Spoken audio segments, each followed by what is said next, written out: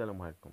بالنسبة للناس اللي كيف قلنا ما تمش تحميل الوصل طلب الاستفادة من الدعم المباشر، هذه هي الطريقة.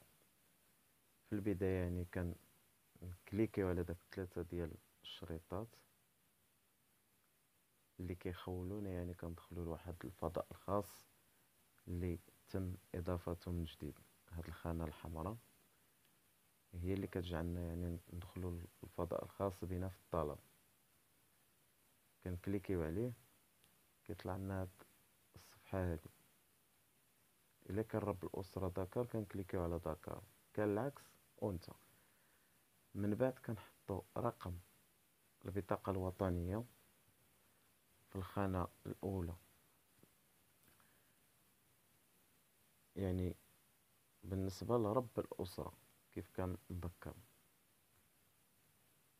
من بعد في الخانه الثانيه كنحطو رقم المعرف المدني الاجتماعي وسنه الازدياد او تاريخ الازدياد. هذا اللي كيجعلنا كندخلو للفضاء الخاص بالطلب.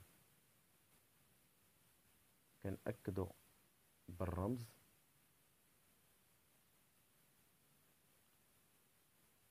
ونبركو على تأكيد.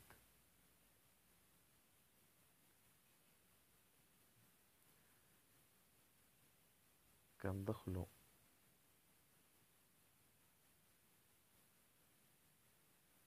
اذا هذه هي الصفحة، وهاد الصفحة كتجعلنا نعرفو شنو هو مصير الطلب، واش تم الرفض او تم القبول او مازال في طور المعالجة.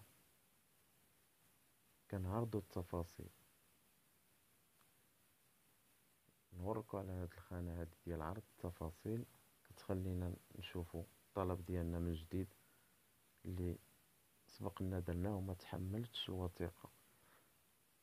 وهنا كيعطيونا استرجاع وصل ايداع الطلب، كنبركو عليه، تم التحميل وها الوصل معكم،